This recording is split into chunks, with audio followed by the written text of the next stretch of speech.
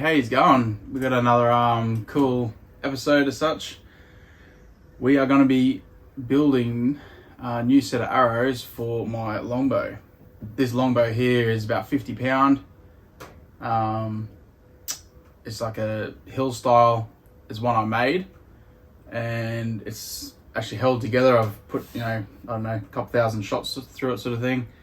And so now it's time to make some actual decent arrows for it, because I'm actually going to shoot it a fair bit more in the next, couple months, sort of thing. And so I thought today I'd show you how I tune arrows.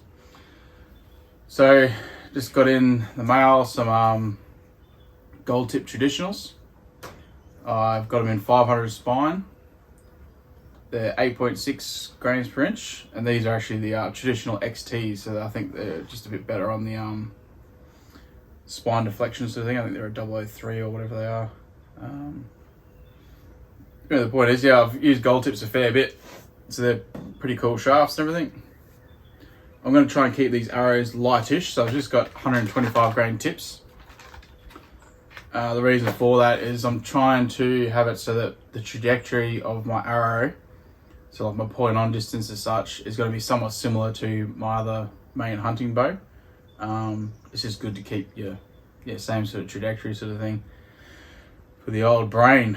The other thing you're going to need is, later on you need a fletching jig, a marker, lighter, your tips, a tape measure. This tape measure is a millimeters and inches. A bit of electrical tape, it doesn't matter, any sort of tape, a bit of hot melt, and your arrows and your arrow wrap that you're going to be using. A pair of pliers just to take the nocks in and out, and a grinder to cut the shafts. And that's pretty much it. So we'll open these up, we'll have a look at them, eh? They're pretty cool shafts, like I was saying. They I've been using the gold tips for a bit. I either use gold tips or the I do like the Axis traditionals as well. They're a real nice shaft as well. Oh, and actually, sorry, I forgot. The other thing is, because we're going to be shooting like bareshaft to get our tune pretty good. One of the best things you can buy before you go do bareshafting, and actually just a good all-round target for someone who just needs to get a bit of a target for their backyard and that, is just head to Bunnings, or in my case, just a local produce store. I live sort of out in the bush a bit, but you can buy these cane bags. So they're just like that big, so they're pretty much the perfect size. Normally, I just wrap them in. You just get like a roll of duct tape as well. But these bags are $12. $12 to $15 sort of thing. They work perfect for most trad bows. They stop the arrows, perfectly fine. But once you wrap them up sort of thing, they just hold together a little bit better with a bit of tape. And the thing is, you can shoot them for ages. Super cheap, real easy bags, but they're perfect for tuning. They're nice and soft, pretty sort of consistent, sort of medium. So then you get a pretty good reading for your arrows as well.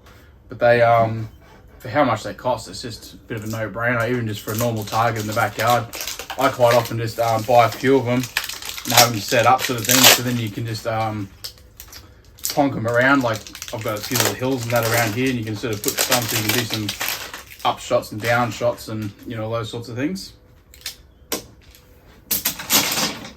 So there you have it. They're a pretty good looking shaft. Yeah, they're nice. So I have a 27-inch draw, which is awesome for tuning and stuff like that, because you can I've just got so much leeway to just slowly chop them down. If you've got a really long draw, you have to really try and get your spine either really close on, or you've really got to adjust your tip weights and your insert weights and stuff like that, to sort of get them all to fly good. So the first things first is, so all I do is leave them full length, and then I put my arrow wrap on, or when I'm doing my tuning sort of thing, and then I just hot melt the inserts in. So then you can just, it's pretty easy to, but you can actually do it a few different ways. I have in the past actually just used a bit of tape, and so you literally just put your tip on and everything, grab an insert, put your tip on, chuck it in, and see, it's like it's going to come out, you know, it's not in there super good. So you can either keep hot melting, and then all you do is just heat the tip up over a flame, and then you can just pull the whole thing back out again, chop a bit more off, put it back in, and you just keep doing that until you tune. Or you could leave them full length, and instead of taking the tip in and out all the time, all you do is just pull the knock out and chop from this end. It's either or, that doesn't really matter how you want to do it. Yeah, it works well. Pretty simple. So that's what I'll do. I'll just go put the tip in, and then we'll get out there and have a few shots and see how it flies, just bare shaft. Alrighty, so we'll just grab the sugarcane mulch bag, and if you can, just stick it up at a little bit off the ground. It doesn't really matter that much, as long as you're reading the arrow from like where you're standing and such, if that makes sense.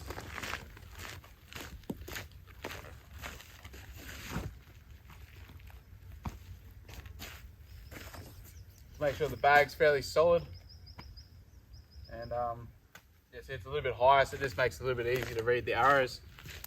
All right, so got my longbow all strung up. Make sure you're shooting it how you're always gonna sort of shoot it. This quiver is actually off my recurve, and I've just got it taped on.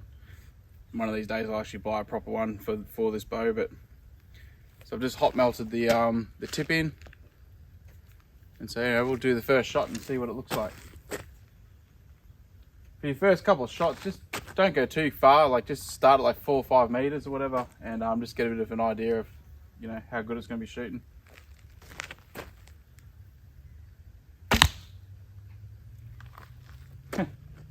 What do you know? That's almost perfect.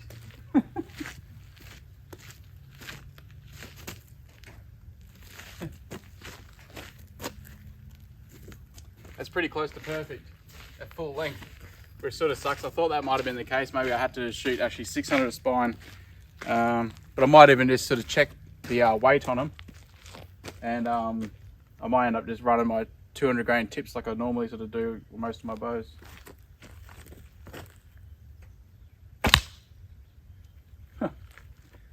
Yeah, they're darts.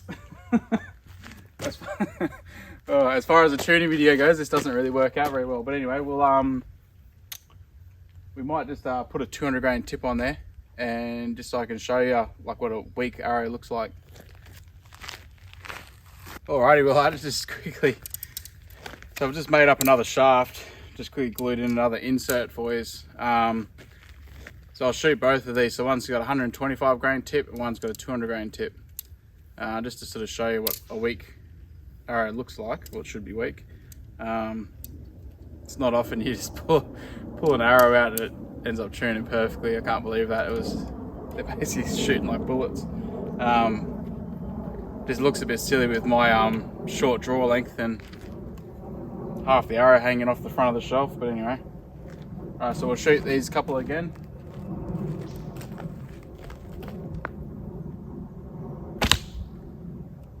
Yeah, bullets. Shoot the 200 grain.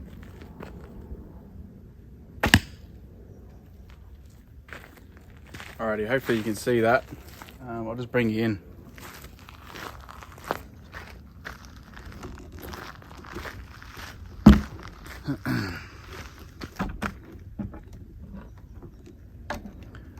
Alright, so you can sort of see there, the about there. So you see this 125 grain, it's basically just an absolute bullet. Yeah, that worked out pretty well.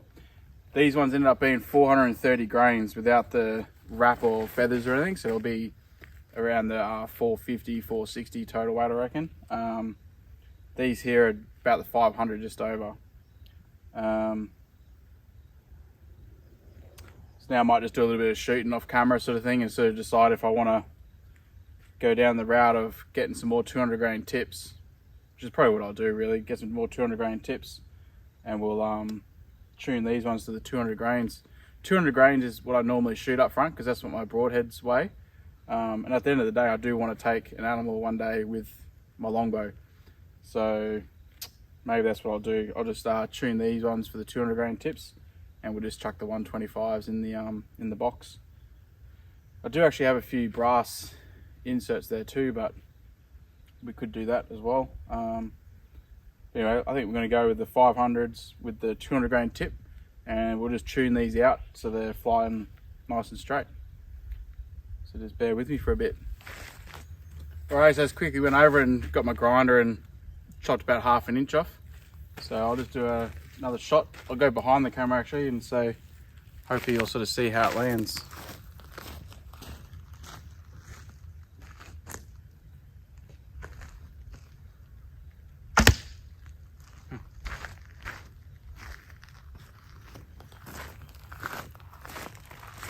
Look at that, almost perfect, 1/2 inch for a 200 grain point. We'll just do another couple of shots.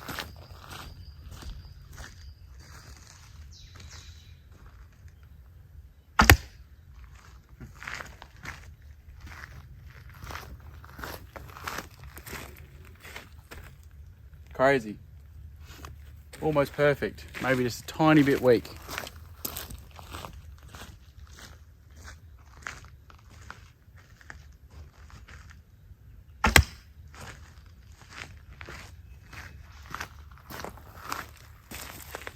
Yeah, it's still just a little bit weak. I can probably take a little bit more off. I'll just do another couple of shots.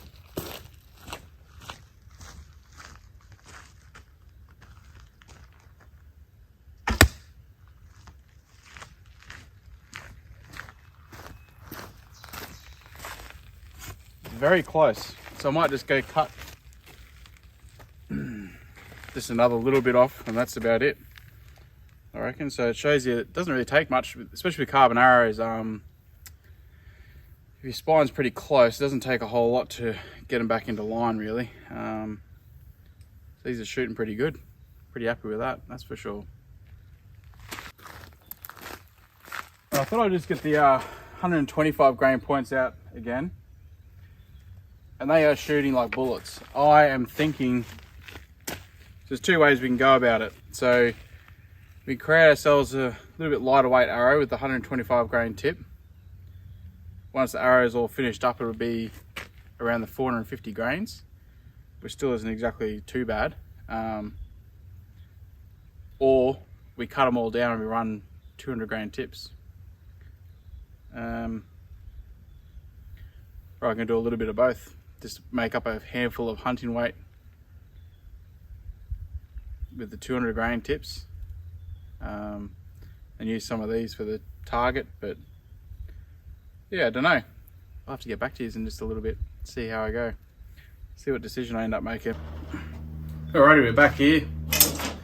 So we'll just have a bit of a look. So what did I end up cutting off? I ended up cutting off about 1.5 inches or so between the 125 and the 200 grain. We'll just quickly weigh on.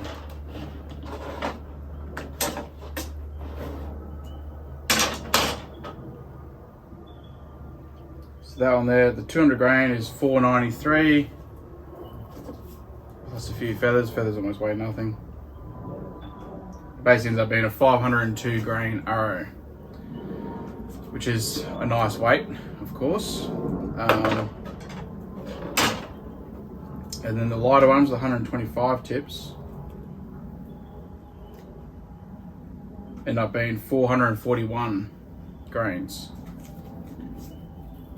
which is what I kind of figured I was going to end up at, around that 450 grain mark for the 125 grain tips, which I thought that's sort of shooting around the bit over 9 grains per pound for the longbow, which probably isn't too bad really, as far as trajectory goes.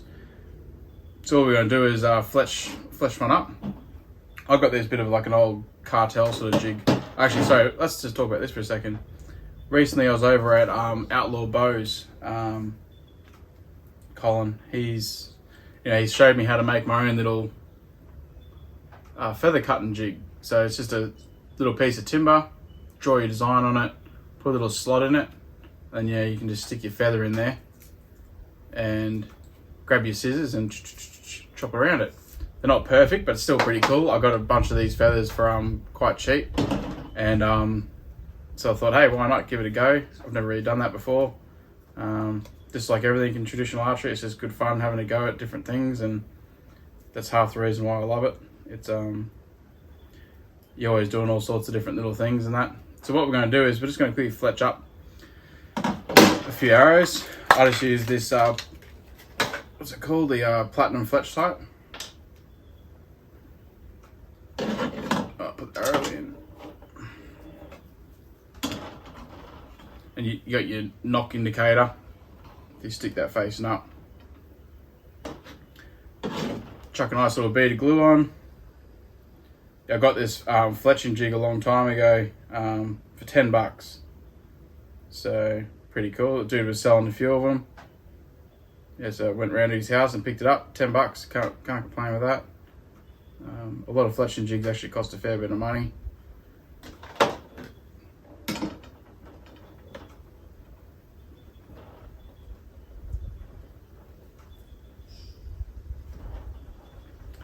They're badly like using the fletch type. It does take a little while to dry, so usually once I've sort of made up decided on my arrows sort of thing, I just sit down at night and watching TV or whatever and kick back, relax, and basically every single ad I basically just take the clamp off, put a new one on.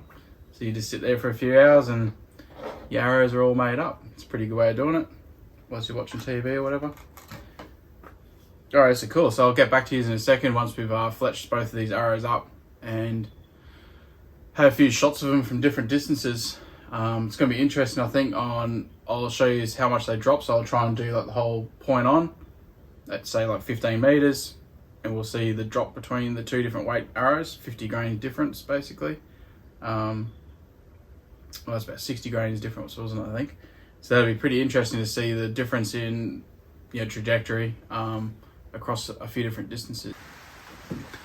Alrighty, so first arrow is done, the 125 grain tip.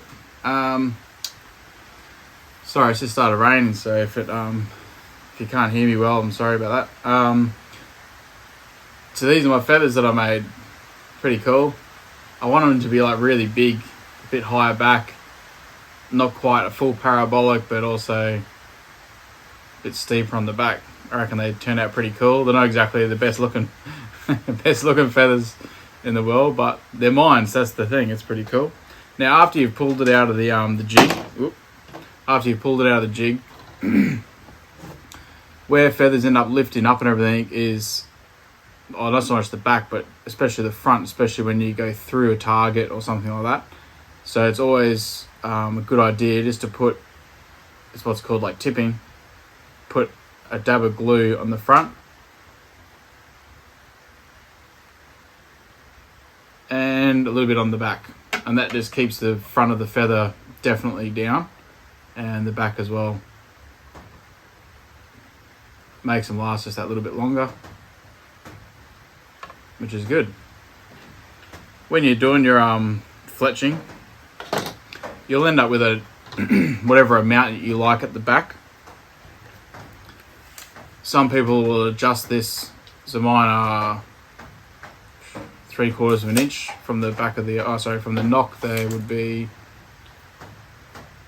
1.25 inches. Some people will tune their feathers back and forth to suit, so when they're coming to full draw and everything, so it touches their nose. So depending on where you anchor in your face, you can have it so it's touching your nose. And some people actually pull in and they'll start expanding, and when the feather touches their nose, they let it go as like a trigger. A little bit different, but it's just another thing to think about. Different ways of shooting and that. Pretty excited about these. They look pretty cool. I might have to just come up with a bit of a better way to cut them a little bit neater, because as you can see, this one here's got a bit of a drop there and all that, but it's still going to be pretty cool. I like the higher back. They look really cool. For shooting like close distances, it really doesn't matter. The feathers don't slow it down enough, but we'll find out, once we shoot out the longer distances. Turned out pretty cool. nice big bright orange feathers, because especially when you're shooting 3D and that, you put some into the grass sometimes. So making your feathers as bright as possible is definitely a good thing. Alrighty, so 2 arrows are fletched up. So we'll have a few shots, So we're gonna, even though they are a little bit shorter, but I'm still just gonna use the tip of the arrow and we'll aim and we'll sort of see what the difference is in flight path. So I'll put my mulch bag on the ground. So the first one will be at about 10 meters. So the 2 shots. I'm gonna put the tip of my arrow on the bottom of the bag. So we'll see what that looks like.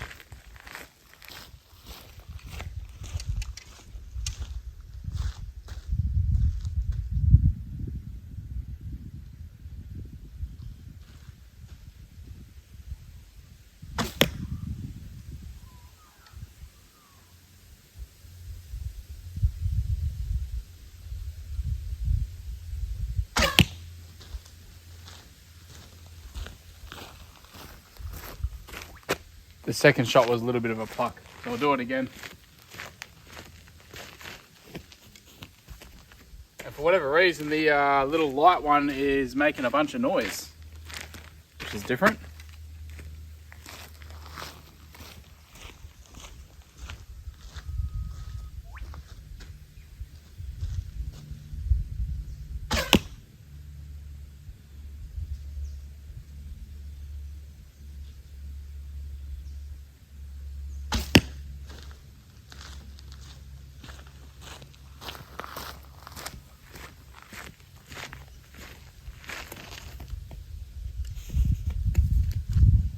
Do one more at 10 meters.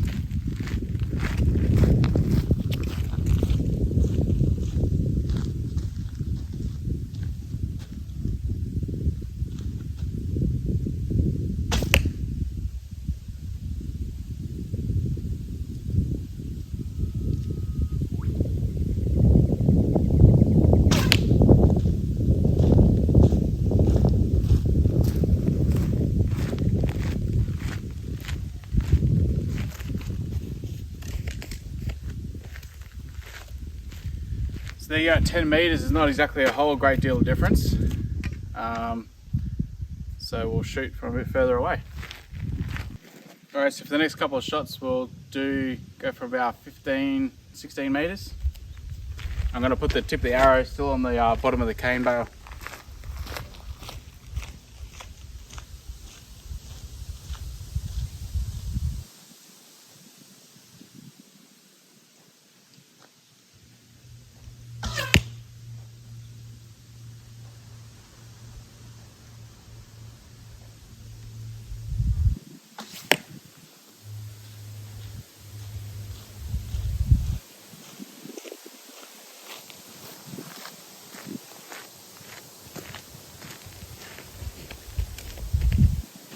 You can sort of see from 15 meters there's only 2-3 inches difference in the trajectory, which isn't too bad. Alright, so for the next couple of arrows we'll shoot from about 20 meters. See how that sort of goes.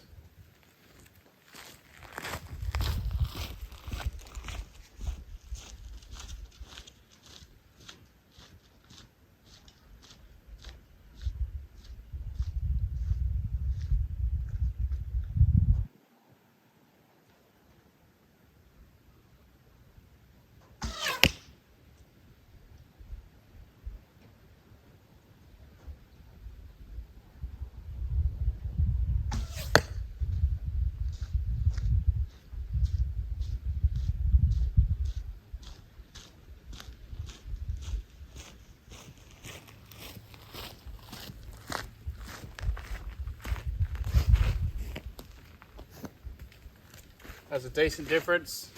We'll just do another couple from 20 meters and see if there is a bit of an average.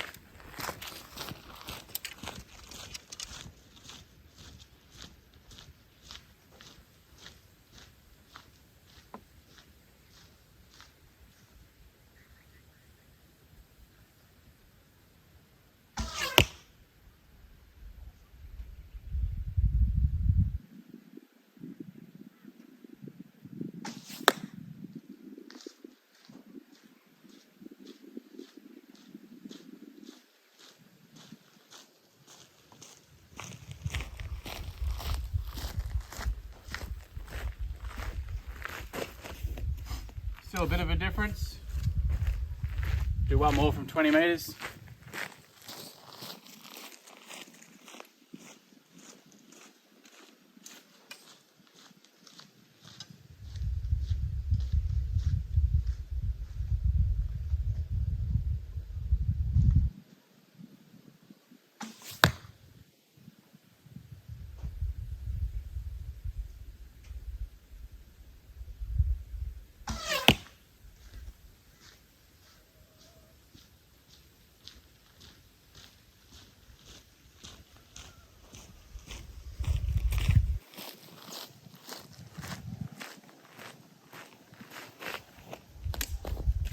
Similar difference again, so from 20 meters is about 100, 150 mil difference in trajectory, which is a decent amount.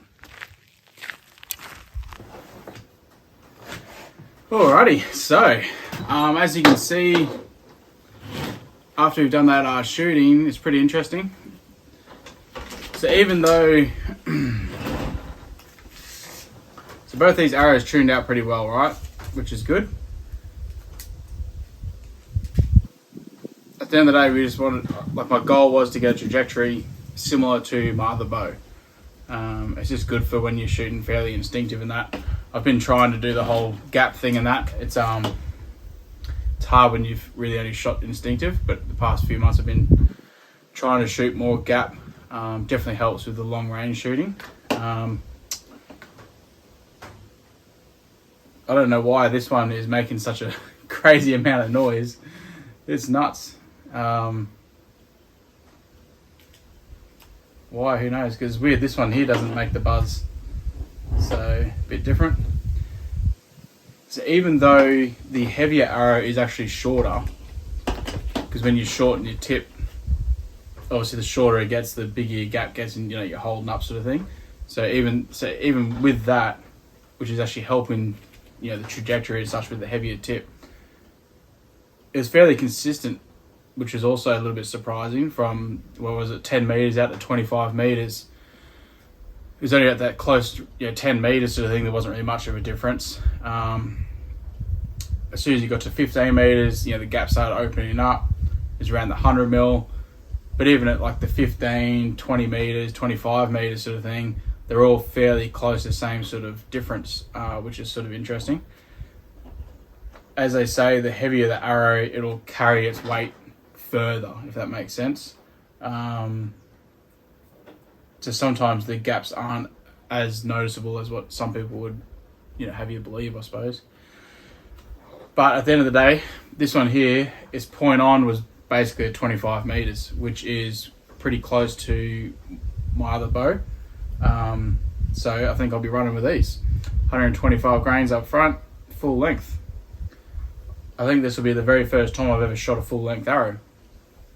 So it does look, it does look a little bit funny having so much arrow hanging out, because I've got such a short draw.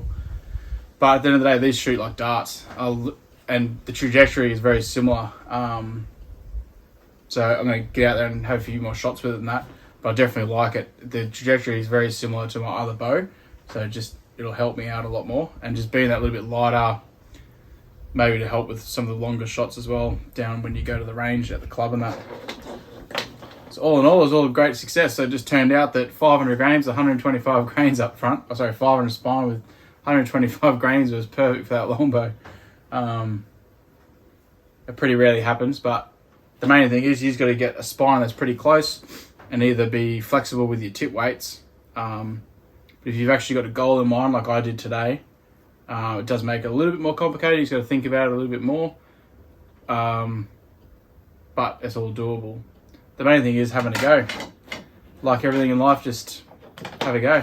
It's really not that hard. You can buy some cheap gear. You don't need to go spend a whole bunch of money. These feathers are made, you know what I mean? Like, bought full length feathers cheap.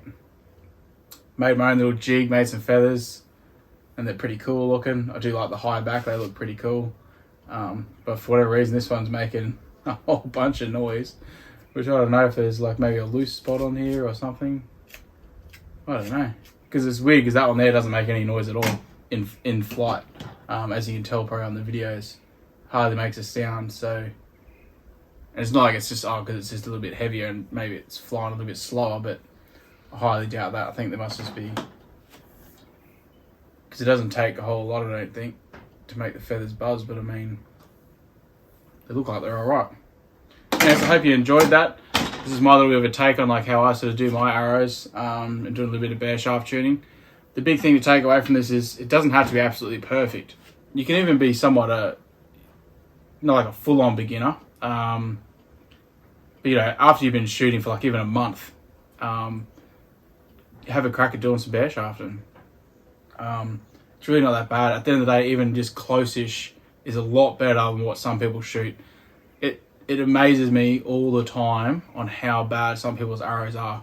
You watch it coming out of their bow, even compound bows, everything, and the arrows are completely sized and they're just wagging all the way down there, which sort of works. It can still sort of half work when you're shooting just a range, but as soon as you put a broadhead on, it's just going to fly who knows where. Second of all, it's also really bad for when you're trying to shoot through things. So when you're trying to shoot through like some trees and foliage or, you know, whatever, any of those sorts of things, a nice straight arrow ends up just not hitting anything. I see it all the time when we're shooting our 3D ranges and all that sort of stuff. It can be pretty amusing, like people's arrows are just coming out like that, just ring, and they're just like slapping trees the whole way down and all that. And the poor buggers, it makes it not enjoyable. That's the thing. So why not get some arrows that actually shoot half decent? With traditional archery, so a lot of bows, like with compounds and stuff like that, everyone spends their money on their bow, and you know, they buy like a $300 release aid, and they, you know, buy these, you know, $500 sights and all these sorts of things. You know, they love all the gear, you know, but a lot of compound shooters literally buy like a set of arrows and they can last years. Whereas us traditional archers, a lot of the time our bows are pretty cheap. You buy a new string for $20. You know, the bows themselves, you can buy a pretty decent bow for $150. You don't need to go spend $1,000 on a custom bow or anything like that, but you can buy some pretty nice bows for pretty cheap. But where you are going to spend money is arrows, because it takes a little while to learn how to, you know, judge what you think is going to work good, and then also you're just going to go through shafts. You know what I mean? We miss a lot more being traditional archery and stuff like that. So even if you're not breaking them, it's pretty rare that I actually break an arrow, but you lose them because it's amazing how good a arrow can disappear. So that's where you end up spending your money in traditional archery. A good thing to do is, you know, you might be able to go halves with friends and stuff like that and buy a couple of different sets. So like a 500 spine is a pretty good all-rounder spine that can do, you know, like a 45-pound bow up to, you know, a bit over 50 pounds probably. And you're going to be able to, you know, just tune it with just some different weights and, you know, sort of cut them up and down a little bit. So 500 spine arrows are a pretty good all-rounder. 400 spines are good for like that 50-pound like recurve up to, you know, 55 or something like that. Like 400 spines. Some bows end up taking like a 340 or whatever, but again, it's just you just got to have a go. Have a go at doing it yourself. It doesn't take long. You will be pretty surprised at how much better your accuracy gets and everything with arrows that actually fly straight. When they fly straight as an arrow, believe it or not. All right, thanks for that. I hope you all enjoyed it. And until next time, next video, I don't know what I'm going to do for the next video, but probably just do a bit of more filming with the longbow, go down the range and that, and do a few shoots and stuff. It's I am enjoying shooting the longbow. It's good fun. All right, thanks for that.